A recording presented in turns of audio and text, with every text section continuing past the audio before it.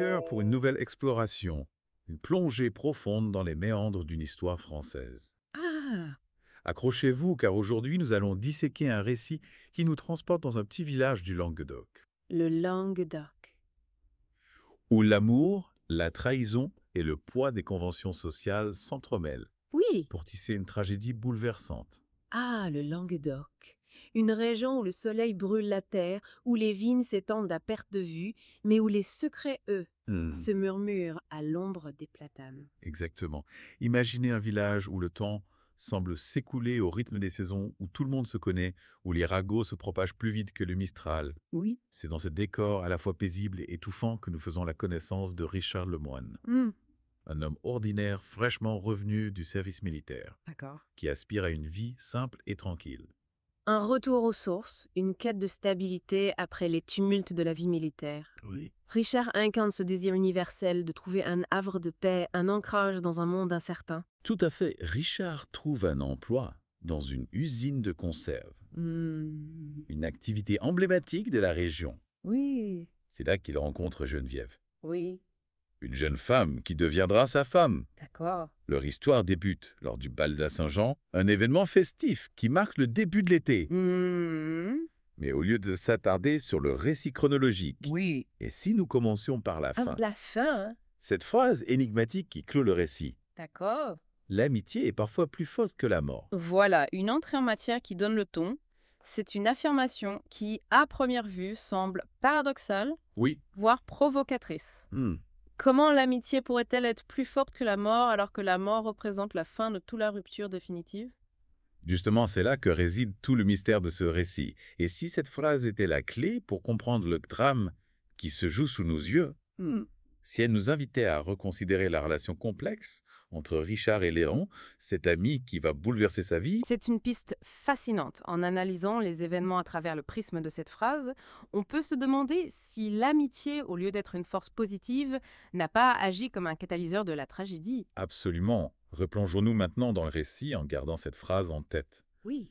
Geneviève, affectueusement surnommée Bibou, incarne la douceur et la simplicité. Hmm, Leur amour est fulgurant en un an. Ils passent des premiers regards au mariage et à la naissance de leur fille. ah, On a presque l'impression d'une vie qui se précipite comme si le destin voulait accélérer le cours des choses. Ce surnom Bibou est révélateur de l'intimité et de la tendresse qui caractérisent leur relation au début. Oui. Mais il contraste avec la distance qui va s'installer entre eux par la suite. Et cette distance, elle s'installe lorsque l'usine de conserve ferme, plongeant Richard dans le chômage. Hmm, Il trouve un emploi à la mairie où il rencontre Léon du Verger, d'accord. un homme charismatique plein de vie qui devient rapidement son ami. L'arrivée de Léon marque un tournant dans le récit. Il représente tout ce que Richard n'est pas extraverti, passionné, il déborde d'énergie. On comprend que Geneviève, face à la mélancolie de son mari, puisse être attirée par cette vitalité. Léon introduit Richard à la pêche, à la chasse, à la pétanque. oui. Il devient un habitué de la maison, partageant leurs repas, leurs loisirs. Hmm, Mais sa présence devient de plus en plus envahissante. Oui. Et l'on sent la tension monter, le drame se profiler à l'horizon. Geneviève, prise entre la routine de son mariage et l'attrait de la nouveauté, se retrouve face à un choix impossible. Richard, quant à lui, semble passif, résigné. On pourrait se demander si sa passivité n'est pas une forme de déni, un refus de voir la réalité en face. Et cette passivité est-elle une caractéristique propre à Richard, ou bien est-ce le reflet d'une certaine masculinité de l'époque? Une incapacité à exprimer ses émotions, ses frustrations? C'est une question intéressante. Le récit ne donne pas toutes les clés pour comprendre le charme, mais on peut imaginer qu'il est prisonnier d'un carcan social qui l'empêche de se libérer de s'affirmer. Et n'oublions pas le contexte de l'époque.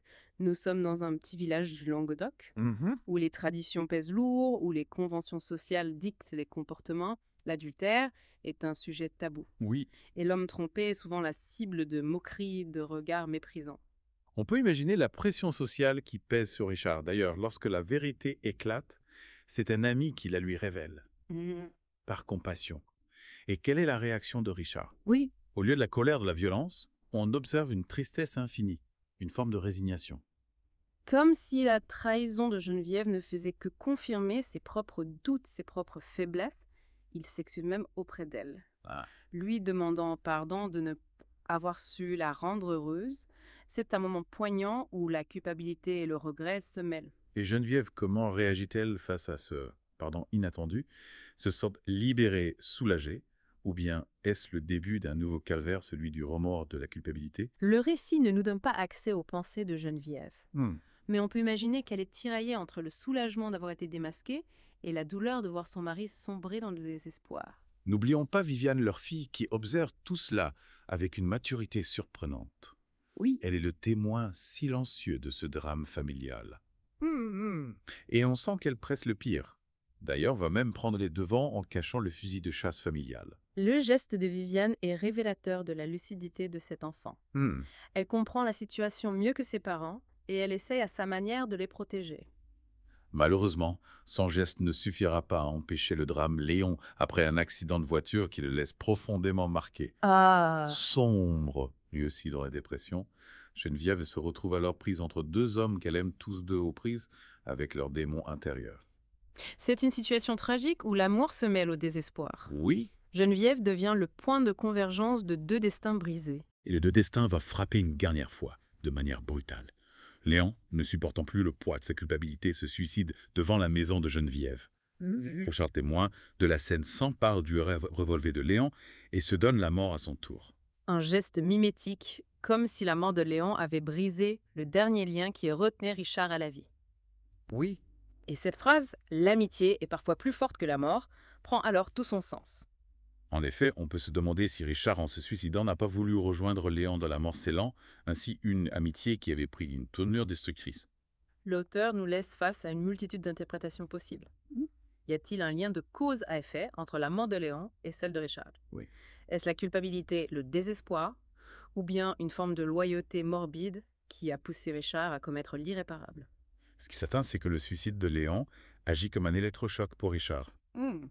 C'est comme si la mort de son ami lui avait soudainement révélé l'absurdité de sa propre existence. Et la mort de Richard, à son tour, nous renvoie à la phrase énigmatique du début. L'amitié est parfois plus forte que la mort. Une phrase qui, loin de nous apporter des réponses, soulève de nouvelles questions. Que pensez-vous de cette phrase, cher auditeur? Vous semble-t-elle éclairer le drame, ou bien l'obscurcit-elle davantage? L'amitié peut-elle réellement conduire à la mort, ou bien est-ce la solitude et le désespoir qui ont finalement eu raison de Richard? Ce qui est fascinant dans ce récit, c'est la manière dont l'auteur parvient à nous immerger dans l'atmosphère suffocante de ce petit village. On ressent presque physiquement le poids des ragots, la pression sociale qui écrase les personnages. Oui, le village devient un personnage à part entière, un microcosme où les secrets sont impossibles à garder. On imagine les conversations à voix basse, les regards en coin, les murmures qui se propagent comme une traînée de poudre. Exactement, l'omniprésence du regard des autres contribue à créer un sentiment d'inéluctabilité, comme si la tragédie était inscrite dans le destin des personnages. Ils sont prisonniers de ce huis clos social, incapables de s'échapper. Et cette prison sociale se double d'une prison intérieure. Richard, par exemple, est enfermé dans sa propre passivité, dans son incapacité à exprimer ses émotions. Geneviève, elle est piégée par ses désirs contradictoires, par la peur du qu'en dira-t-on. Leur récit nous laisse aussi avec de nombreuses questions sans réponse. Par exemple, on ne sait pas vraiment ce qui a poussé Geneviève à tromper son mari. Était-ce simplement l'attrait de la nouveauté, le désir d'une vie plus intense, ou bien y avait-il un manque affectif dans son mariage? C'est une question ouverte. Et c'est justement ce qui rend le récit si riche. L'auteur ne donne pas des réponses toutes faites. Il nous invite à réfléchir, à imaginer les motivations des personnages, à explorer la complexité de leurs émotions. Et Léon, pourquoi s'est-il suicidé? Était-ce uniquement à cause de l'accident? Ou bien y avait-il un mal-être plus profond, une fragilité qui le rongeait depuis longtemps? Là encore, le récit nous laisse dans l'incertitude. On peut imaginer que l'accident a agi comme un révélateur, qu'il a fait ressurgir des blessures anciennes, des doutes, des peurs, mais il est impossible d'affirmer avec certitude ce qui s'est passé dans la tête de Léon. Ce qui est certain, c'est que ce récit nous montre que derrière les apparences d'une vie simple et paisible se cachent souvent des drames intimes, des souffrances silencieuses. Et que ces souffrances, lorsqu'elles ne sont pas exprimées, peuvent conduire à des actes extrêmes. C'est une invitation à être attentif aux autres, à leur silence, à leur non-dit, à ne pas juger, mais à essayer de comprendre. L'histoire de Richard, Geneviève et Léon nous laisse un sentiment de profonde tristesse, mais aussi une réflexion sur la complexité des relations humaines, la fragilité de l'existence. Elle nous rappelle que chaque choix a des conséquences, que chaque acte peut avoir un impact sur la vie des autres, et que l'amour, l'amitié peuvent parfois prendre des chemins tortueux, imprévisibles. Chers auditeurs, nous arrivons au terme de notre plongée dans ce récit poignant. Avant de vous laisser une dernière question à méditer, pensez-vous que ce drame aurait pu être évité? Ou était-il inévitable, le fruit d'un enchaînement fatal de circonstances et de choix malheureux? Laissez ces questions résonner en vous et n'hésitez pas à partager vos réflexions. Merci de nous avoir suivis dans cette exploration des profondeurs de l'âme humaine. À bientôt pour une nouvelle immersion dans le monde fascinant des histoires.